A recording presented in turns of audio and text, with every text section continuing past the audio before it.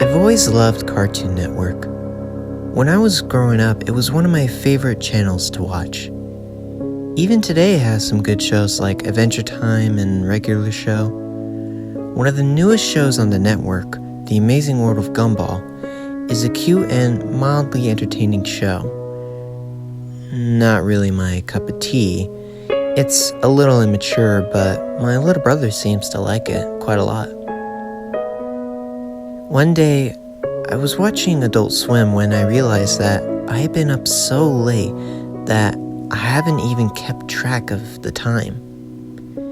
It was already 4 a.m. I don't recall ever watching TV this late, so I'd stayed awake to see what would happen when it ended. A little bumper showed up at the bottom of the screen during a commercial break. It said that a special episode of The Amazing World of Gumball was about to come on. I was a little confused about an episode of a new and very popular show was coming on this early, but I was bored and decided to watch it, thinking it might come on later in the day so I can spoil it for my little brother. Sort of mean, I know. The flashy, energetic intro theme played, although it was played a little differently than I recall. The music was a little different and the show's logo wasn't animated. Its colors were done rather sloppily as well, almost like something a little kid would do on a doodle board or a glow board. I ignored it, assuming that it was done just for this special episode. The title of the episode was The Grieving. Sort of a sad title, but I didn't really pay too much attention. The episode began with Gumball, the show's 12-year-old protagonist, standing alone facing a corner of his dimly lit classroom. He looked absolutely miserable, a far cry from his cheerful demeanor he usually had. There was no one else in the room, not even his best friend and adopted brother Darwin the goldfish. And the windows in the room clearly showed the night sky outside. I was really starting to get confused. Why was Gumball at school at night, and why was he standing in the corner all sad and alone? After about what seemed like a minute of Gumball standing somberly in the corner, the scene suddenly changed to Gumball's house. Once again, the scene is silent and a little disquieting. Richard, Gumball's enormous rabbit father, walks in from the kitchen. He looked even more miserable than Gumball had in the previous scene. Richard isn't wearing his usual attire. He's dressed in a fancy black suit, a little uncharacteristic of him, as he's usually a slob. He sighs and slumps down onto the sofa and starts sobbing intensely, sounding like someone who had just lost something important. I was starting to get a little creeped out. Where was the silly, fun cartoon that I was usually looking forward to watching with my younger brother? This was something completely different. I was beginning to think that this might have been something the creators did as an experiment or something. A test of the animation or sound, perhaps. Though it couldn't have been. Aside from the opening theme, which was still different from the final shows, the episode had been much quieter than it usually was, only subtle sounds and very little music, and the animation wasn't anything to write home about either. It was done a bit like an amateur Flash on Newgrounds. The character designs were somewhat sloppy and rushed looking, and the real-life backgrounds used for the show looked different. It As confused and somewhat frightened as I was for some reason, I kept watching it. Poor Richard was still sobbing on the sofa as the front door opened suddenly, making me jump a bit as such a loud noise, and Gumball's mother, Nicole, a blue cat like him, stepped in. Like Richard, she wasn't wearing her usual outfit. For some reason, she was in a black dress and was wearing a pretty black hat to match. Nicole sat down on the couch to comfort her husband, although she was looking a bit saddened herself. By this point, Richard's crying had begun to get more pained and miserable sounding. This wasn't the normal cartoon crying on the show. This was realistic and almost depressing crying. I almost felt like sobbing myself. Finally, after what seemed like hours, the sad scene at their home ended, and the scene changed back to the school. The scene took place in Principal Brown's office. Nicole and Richard were there in their usual clothing, looking more normal and happy than they had before, but still slightly worried. Principal Brown, however, looked extremely sad. He quietly and somberly informed them that their children, Anais and Darwin, weren't present after lunch earlier that day. They haven't been seen at all the rest of the day. Nicole was instantly furious at him. She began spouting various insults furiously at him that I don't think it would have made it on a mature program like regular show. I was laughing at this because it seemed sort of funny for Nicole to flip out in this manner and start swearing like a sailor in a G-rated cartoon. But my outlook soon changed when Principal Brown told her something else after she finally had quieted down. His eyes began to tear up as he informed them that they eventually were found, but they had not been found alive. He then went into graphic and nearly nauseating detail, describing how their bodies were found, the parents sitting in utter shock. I could hardly believe what was happening. How could such a cheery and fun kids show be taking such a dark and twisted turn?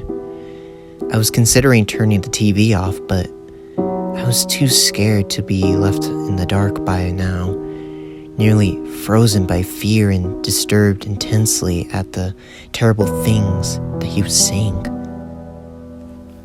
The scene changed to another flashback earlier that day, and the animation in this scene was even worse than earlier.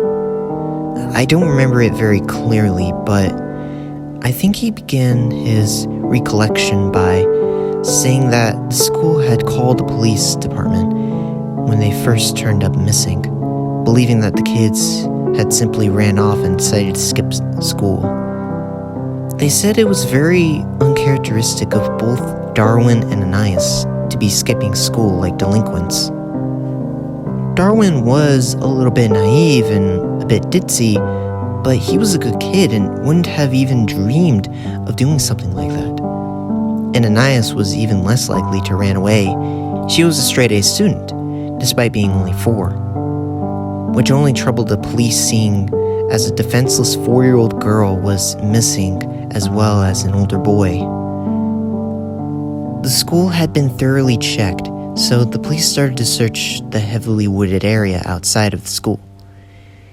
It took little time for the police to discover the horrifying fate of Anais. In the small clearing outside of the school, Anais' head was found in a small box. You likely would have expected something like that to be shown in the show's cutesy art style, but it was nothing like that at all. Realistic blood covered the box inside and out, while Anais' head was done in the normal style, but was drenched in blood and some other fluids, not all of them hers, apparently. There was a note in the box, seemingly written in her blood. It was never stated during the episode what exactly was written on the note, but it apparently led to the rest of her remains and Darwin's heavily mutilated corpse. What I remembered most about this scene was how out of place it seemed. All the blood and gore from Darwin and Anais' slaughtered and dismembered remains was done in a very realistic and disturbing way. It looked like the scene had been taken from a crime scene photograph done by a professional, not something from a cartoon. The way the scene was animated was different from most of the show as well. You may know that the characters from the series are done in various different animation styles, from flash animation to CGI, and I think that there's even a character done by someone putting their chin upside down to make a face. This particular scene wasn't like anything I've ever seen on the show before. Every little detail on Darwin's face was clearly illustrated. He looked like a zombie. His face was very pale and his eyes had been gouged out by someone. Anais fared no better, or what was left of her anyway. She was naked and her stomach had been slit open. Her intestines were strewn around the trees and bushes in the woods, done once again in a very morbid and realistic style. I was feeling very ill by the time this incredibly disturbing flashback had come to an end, so I quickly ran to the bathroom to vomit. I was feeling better after upchucking, so I had realized that I had good timing and had ran to the bathroom during a commercial. It was then I noticed that the show had been running twice as long. It usually ran for 11 minutes, but this episode was running for about 30 minutes. But then I was wondering if there was any information on the Grieving on IMDb or something. So while the commercials were still playing, I looked up some information about this episode on Google. Nothing came up. No information remotely similar to the plot or name of this episode existed anywhere. Now, incredibly scared and wondering if anyone else was watching the episode as well, I quickly dialed up my brother Larry and asked him to turn on Cartoon Network and see if he was seeing the same shit I was. He was pretty mad that I woke him up at this hour, but he's a nice guy and told me he would see for me. I thanked him and stayed on the line as the show came back from commercial break. The scene had thankfully panned away from the horrible sight of the children's mutilated remains and was back to the principal's office. I asked Larry if he saw some cartoon animals talking or crying, since that was what they were doing on my TV. To my surprise, he said that he saw nothing like that. Instead, it was a rerun of an old Looney Tunes short. In utter shock, I dropped the phone and ran over to the TV to turn it off. And as hard as I pressed the buttons, it wouldn't shut off at all. I tried every single button and none of them did a thing. I tried unplugging the whole thing as well, but nothing worked. The TV stayed on no matter what.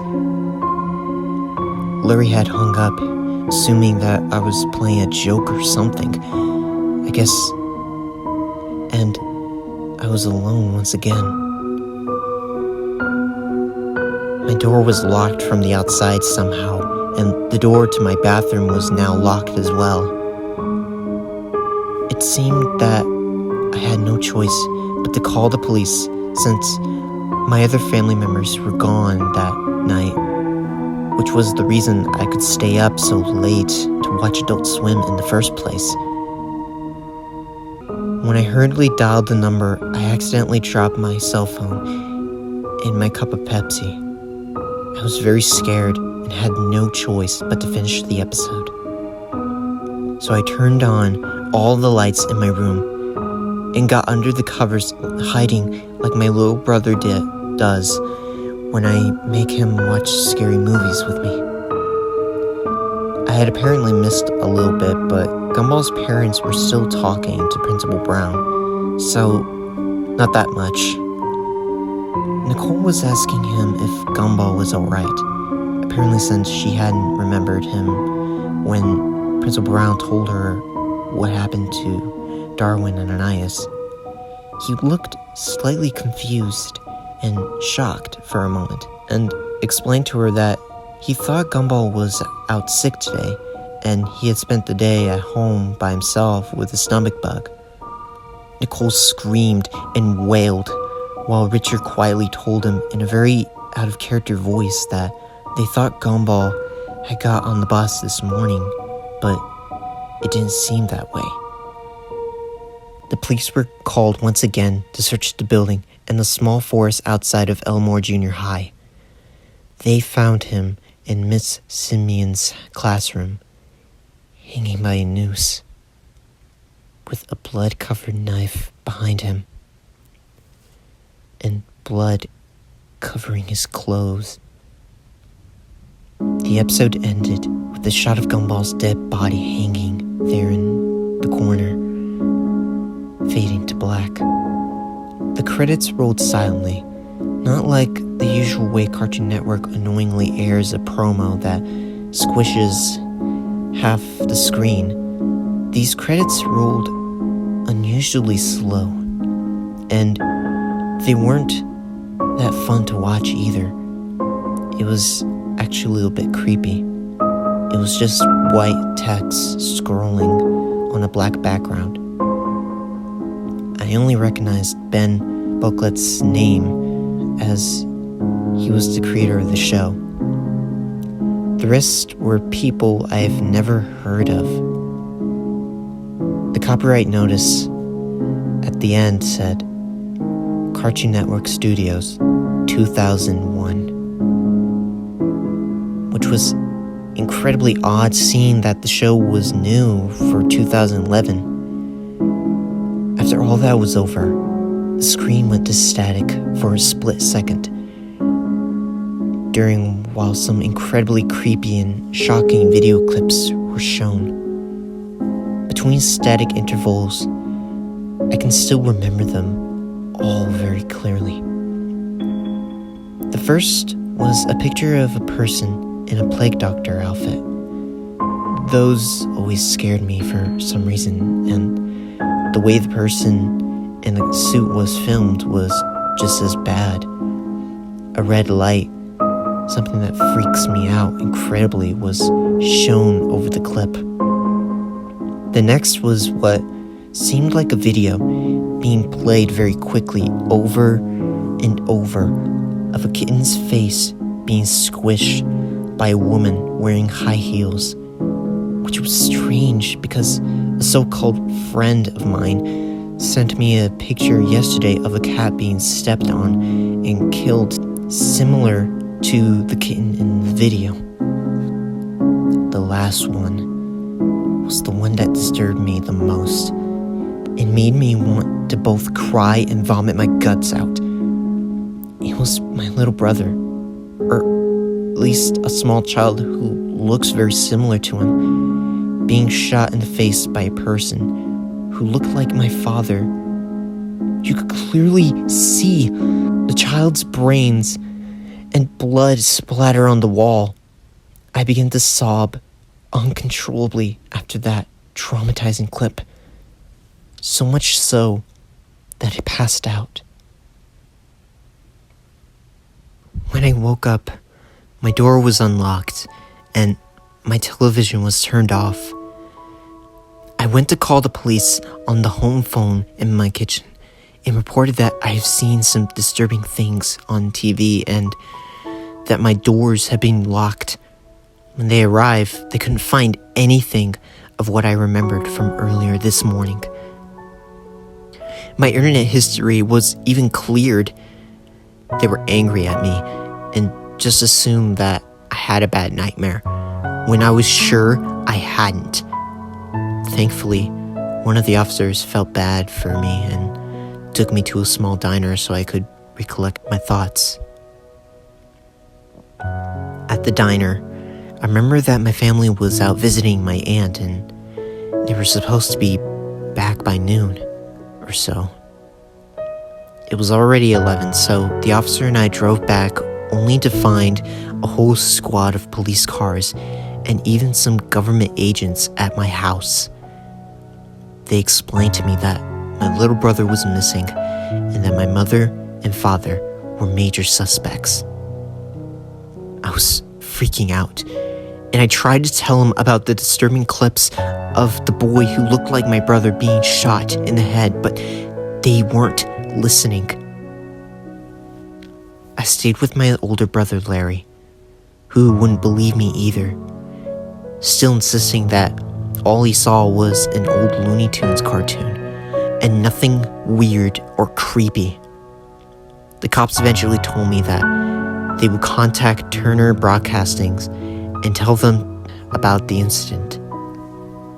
A representative of Turner Broadcasting came to my brother's house to talk to me in private about what I have seen and experienced that night.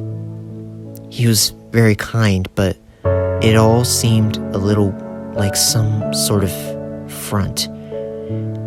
After I told him everything I remembered, he agreed to play back that day's programming from when the incident with the disturbing Gumball episode had occurred. To my shock, all that was airing at that time was an old Looney Tunes short. Nothing more, nothing less. I hysterically sobbed and moaned that what I had experienced and seen was completely real, but no one listened. Eventually, I discovered that Ben Booklet had a Twitter account, so I sent a message about the episode, and this was the reply I got. One thing. How in the heck did you find that? I never, ever, ever thought I would think about that old shame again. Don't tell anyone about this, Sarah, but the amazing world of Gumball goes back further than you know. I used to have a really boring job as a teen, and I sketched little drawings of the Watersons and friends. The episode you saw was never supposed to be seen by anyone but me and a few friends of mine. It was a very, very awful thing to do, but we made that episode as a joke. A guy from my old job, who everyone hated, had lost a child to a crazy serial killer who is apparently still out there somewhere. Anyway, we made it so we could make fun of how we came into work usually crying like a fool, which is why you saw Mr. and Mrs. Watterson cry so much in the episode. I know. I am deeply sorry for what I did, which is why I tried to bury that stupid thing years ago. Literally. I went out into the countryside with my mates and dug a hole and buried it. What I don't get, though, is how you describe the blood and guts and stuff. We didn't have any scene with Darwin and Anice's bodies being found. All that happens in the episode is the parents were informed of the kids being found dead and then crying like crazy. We didn't even draw anything in that episode like that at all. We're not that sick. Now, this is my theory. The lunatic who killed that man's child found the tape we buried, watched it, and heavily edited it. Then he hijacked the local TV station near where you lived somehow and got the episode to air on local Cartoon Network station. Now, why your brother couldn't see it, I have no idea. Why it seems you're the only one who saw it, I have no idea either. Sorry, but I just don't know. Now, for the explanation you have been waiting for. The clips at the end? I don't know. I don't know. I'm deeply sorry from the bottom of my heart, but I don't know why those clips were aired.